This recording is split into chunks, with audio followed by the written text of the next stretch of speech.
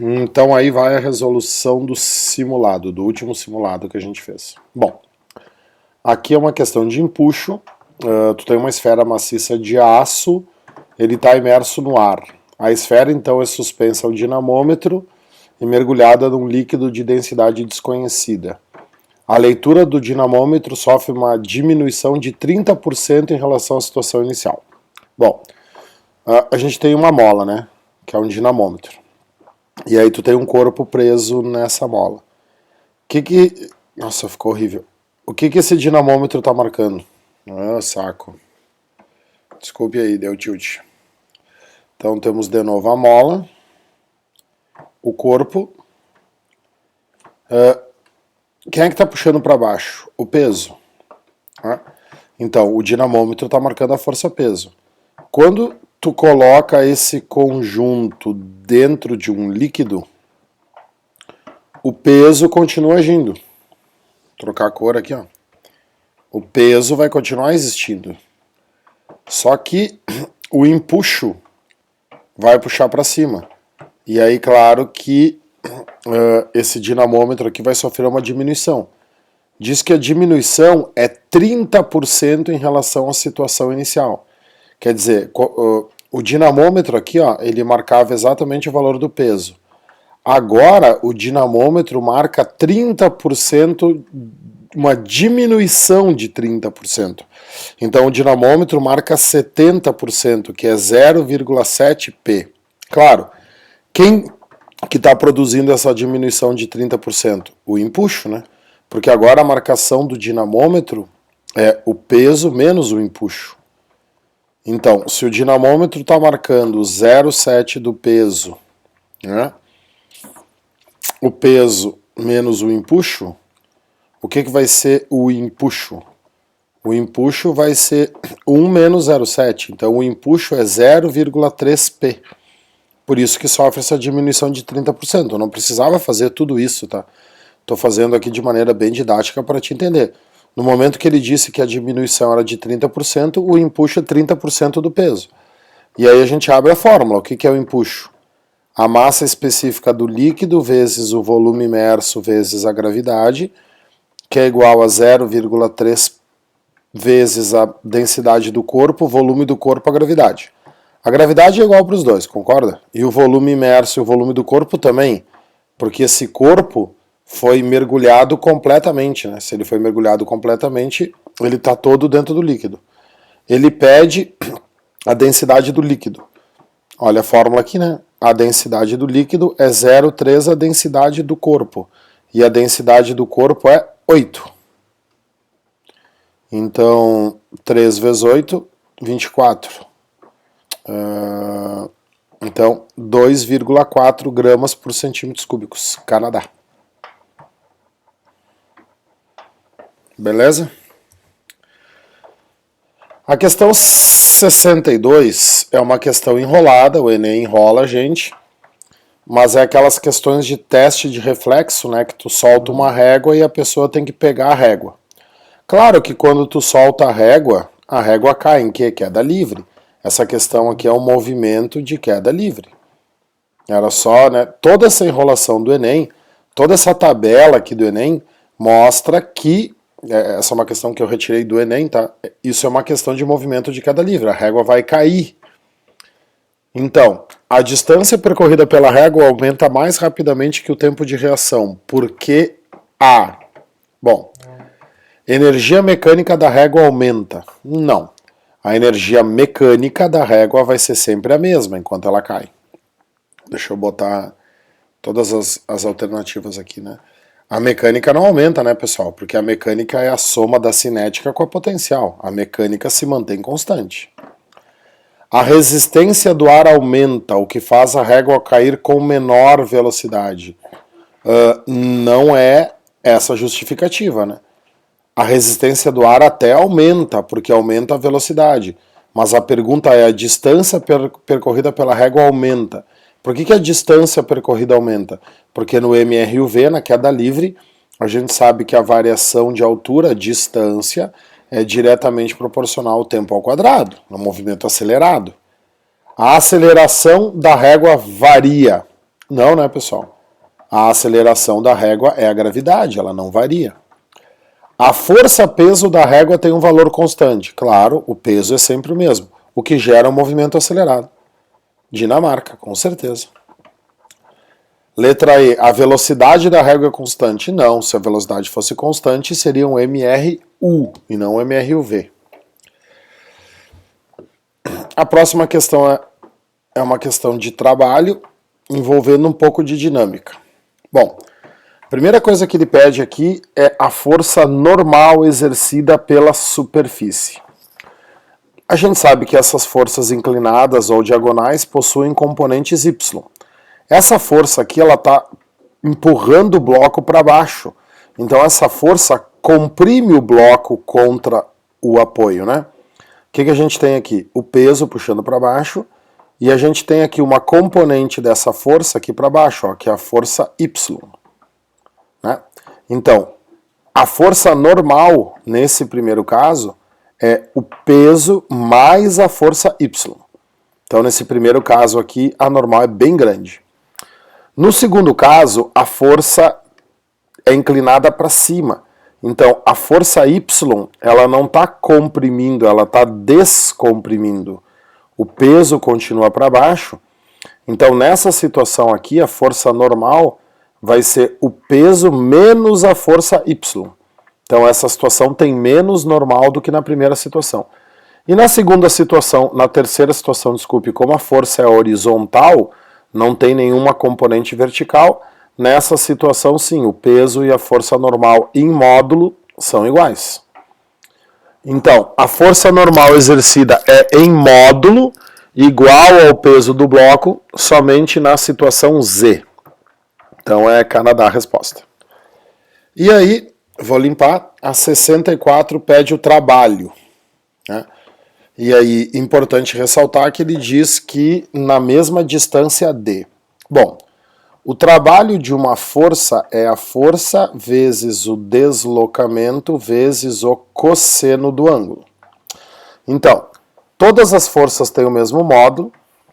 Na situação X e na situação Y, o ângulo que essa força forma com a horizontal é o mesmo. Então, nós teremos a mesma força, o mesmo deslocamento e o mesmo cosseno. Conclusão. O trabalho de X é igual ao trabalho de Y. Só que em relação ao trabalho de Z, o ângulo que essa força forma aqui com a horizontal é o ângulo zero. Né? Quanto vale o cosseno de zero? O cosseno de zero vale 1. Então, o trabalho dessa força será superior ao trabalho das outras duas, porque as outras duas forças tu vai ter que multiplicar pelo cosseno desse alfa, e o cosseno desse alfa sempre será 0, alguma coisa. Então, o trabalho de x é igual ao trabalho de y, que são menores que o trabalho de z, porque a força z é uma força horizontal que o ângulo é 0. Então, o trabalho x igual ao trabalho y menores que o trabalho z. Brasil. É uma questão puramente algébrica, tá? Bastava se lembrar que o cosseno de qualquer ângulo que não seja 0 ou 180 é sempre menor que 1. Sempre 0, alguma coisa. A questão 66 e 67 são questões de eletrostática. Muito importante aqui, ó.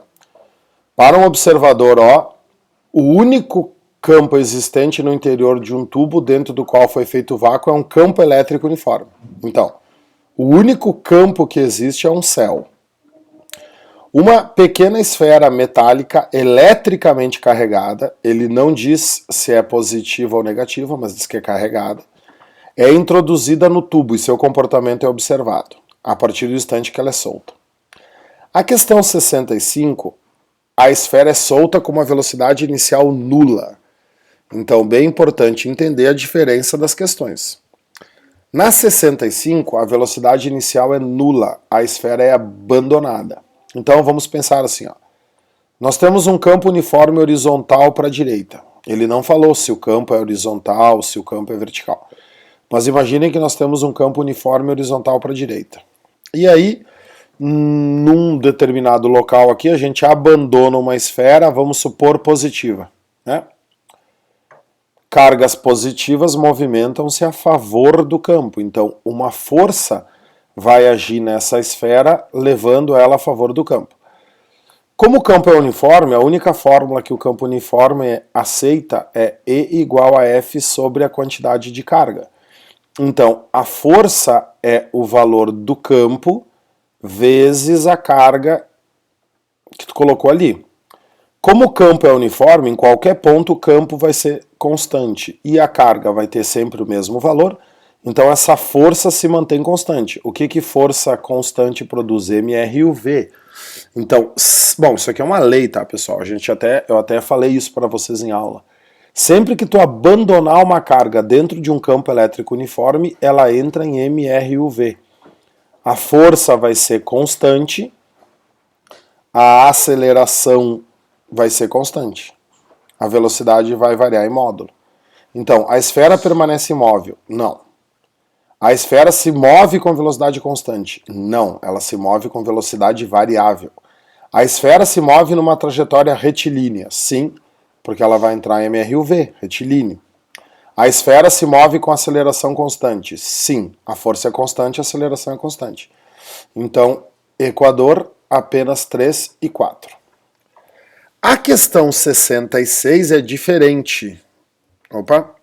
Por quê? Porque a questão 66 diz que a esfera é lançada. Só que não diz como que é lançada. Olha só. A esfera é solta com velocidade inicial diferente de zero. Solta com velocidade inicial diferente de zero significa que ela foi jogada. Só que eu não sei como que ela foi jogada. Então, qualquer hipótese que eu for pensar, o resultado tem que ser o mesmo. Vamos supor, por exemplo, a mesma carga positiva sendo atirada para baixo. Eu coloco aqui uma carga positiva de novo e eu atiro ela para baixo. O que essa carga vai fazer? Quando ela entrar aqui no campo, quando ela estiver aqui dentro do campo, uma força vai continuar puxando ela para a direita. Se a carga é positiva, a força sempre vai ser a favor. Então essa carga, como ela já tem uma velocidade inicial, ela vai descrever aqui uma trajetória curvilínea, ela vai tender a fazer uma curva aqui, ó. Então, nessa situação, eu não posso afirmar que a trajetória é retilínea. Eu não posso afirmar que é um MRUV, mas eu sei, de novo, né, essa fórmula E igual a F sobre Qzinho continua valendo. Então, essa força continua constante, a aceleração continua constante, mas eu não posso dizer agora que é um MRUV. Então, a quantidade de movimento linear da esfera permanece constante. Nem pensar. Por quê? Porque quantidade de movimento é massa vezes velocidade. E não te esquece que essa grandeza é vetorial, porque essa grandeza é vetorial. Qualquer alteração na velocidade vetorial, seja em módulo, em direção ou em sentido, vai alterar a quantidade de movimento. E a força resultante sobre ela é diferente de zero. Então não vai permanecer constante. A energia cinética da esfera permanece constante? Também não. Porque essa força vai produzir alteração no módulo da velocidade também. E a energia cinética, né, gurizada, é massa vezes velocidade ao quadrado sobre 2. Como ela não é uma grandeza vetorial, ela só depende do módulo da velocidade. Mas essa força vai alterar o módulo da velocidade. A força exercida sobre a esfera se mantém constante. Bom, essa sim, a força vai ser constante de qualquer jeito. Então é Brasil apenas a 3. Uma questão bem interessante, porque tu não sabe o jeito que tu vai lançar. A 67 é uma questão de eletricidade, né, circuitos. Não é uma questão difícil, tá?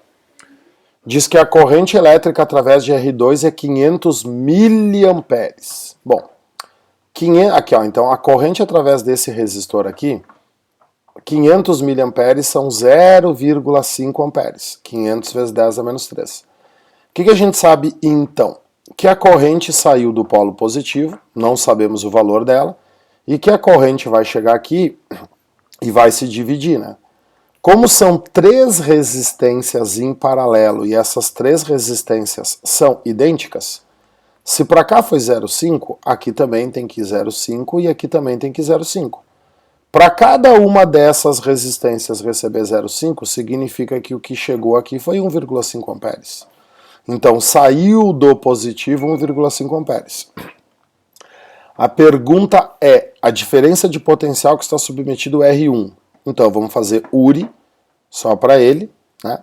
A resistência dele do R1 é 10 ohms, todas são 10 ohms, e a corrente que passa por ele é 1,5 amperes. Então, o U dele é 15 volts. Ele recebe uma DDP de 15 volts. Ok? A 68 tinha uma bem parecida nos exercícios, bem parecida. O desenho é um pouquinho diferente. Aqui nós temos o A, então esse nó é A. Como nós temos aqui um fio livre, esse nó também é A. Esse nó também é A, porque o fio é livre. Aqui tem resistência, então o B está aqui, esse nó aqui tem que ser o B, beleza? Então essa resistência faleceu, porque ela está entre A e A, ela está envolta num fio livre. Então esse circuito é um circuito simples. Tu está indo do A para o B por um caminho, do A para o B por outro caminho. Então, tu vai do A para o B, através do caminho R2, e tu vai do A para o B através do R3. Aí fica fácil de fazer, porque é uma associação em paralelo, e numa associação em paralelo a DDP é sempre a mesma. Cada resistência vale 12 ohms, as resistências são iguais, e diz que a voltagem entre A e B é 24 volts. Então as duas recebem 24. Então aqui eu tenho 24 volts, e aqui eu tenho 24 volts. A pergunta, só tinha que ver aqui se a pergunta era a corrente total ou a corrente em uma delas. A corrente no R2 vai ser 2 amperes, né? URI, dava para fazer de cabeça. U é 24, a resistência é 12 vezes I, o I vale 2 amperes. Então, cada resistência aqui, ó, está recebendo 2 amperes. Se ele tivesse perguntado a corrente total do gerador, a corrente total do gerador aqui seria 4 amperes. Né, porque ele vai se dividir em 2 para cada uma. Mas como ele pediu a corrente no R2 ou no R3, também não mudaria nada, é 2 amperes, Brasil. Beleza? Não era difícil também. A questão 69 diz que numa indústria de rede 220 tem um fusível de 50 amperes. E aí pede quantas máquinas podem funcionar simultaneamente. O que eu ensinei vocês sobre fusível? O fusível, ele determina a potência máxima que o circuito pode aguentar. Como potência é π, né, esse circuito é um circuito de um fusível de 50, então o máximo é 50, e a DDP é 220. Então, nós teremos uma potência aqui de...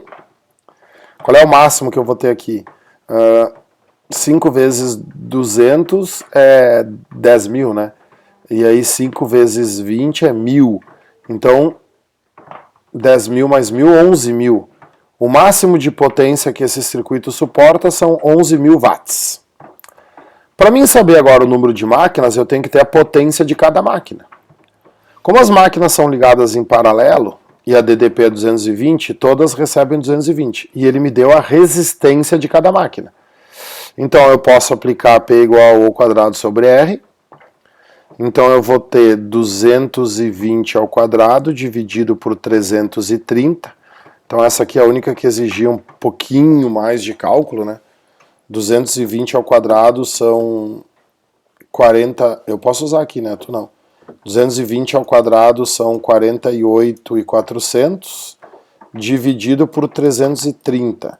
Cada máquina possui uma potência de 146,6 watts. Se cada máquina tem 146,6 watts e o máximo que esse circuito suporta é 11 mil, basta a gente fazer o que agora? Basta a gente fazer os 11 mil dividido por esse 146,6. Opa! 11 mil dividido por 146,6, que dá 75. Então o máximo que a gente pode ligar aqui são 75 máquinas. Letra C, Canadá. E a última, que é a 70, bem estilo Enem também, né? Em um ambiente de uma residência tem duas lâmpadas acesas, ligadas ao mesmo interruptor. Num determinado momento, uma das lâmpadas se apaga, enquanto a outra permanece acesa. Bom, pela leitura, só pode ser uma ligação em paralelo. Então, como é que seria esse circuito? Temos o positivo e o negativo. Em algum lugar temos o interruptor, que é a chave, né? E aí, o que acontece? As duas lâmpadas estão ligadas em paralelo. Claro que o interruptor com elas está em série, né? Porque o interruptor liga e desliga as duas. Só que o que aconteceu? Uma apagou, quer dizer, uma queimou e a outra continuou acesa. Claro, isso no momento que o interruptor estava fechado, né? Tu fecha o interruptor, se uma queima, a outra continua acesa. Então, número 1. Se o defeito fosse no interruptor, as duas se apagariam. Verdade? Porque se o interruptor tivesse com defeito, as duas teriam que desligar, porque o interruptor está em série com elas. Se as lâmpadas estivessem em série, o rompimento do filamento de uma delas iria interromper a passagem na outra. Claro, o que a gente aprendeu? Se as lâmpadas estivessem em série, numa série, as resistências são dependentes, ou tudo funciona ou nada funciona. Se o filamento de uma se romper, a outra apaga. Então tá certo a 2. E a 3 diz, se uma das lâmpadas se apagou é porque estão ligadas em paralelo. Exatamente, uma questão também simples, tá? Não foi um simulado muito difícil, não. Equador, eu diria que esse simulado é um nível médio. Valeu, boas férias, estudem, revisem tudo. Um abraço, beijo.